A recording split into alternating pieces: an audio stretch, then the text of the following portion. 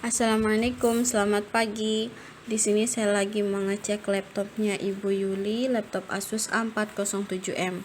Nah, solusi servis yang pertama ganti keyboard. Dan di sini sudah diganti dan juga sudah dicek. Bisa dilihat pengecekannya dan alhamdulillah sudah normal. Dan juga di sini sudah upgrade SSD dengan kapasitas 128 GB beserta install ulang Windows, driver dan juga aplikasi standar.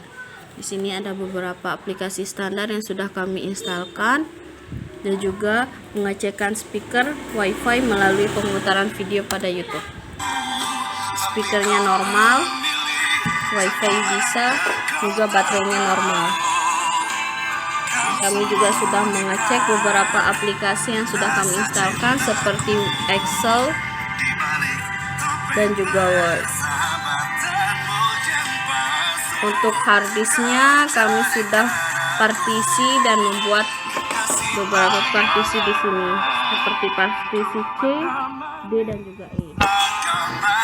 Sekian dan terima kasih, laptopnya sudah bisa diambil. Assalamualaikum, selamat pagi.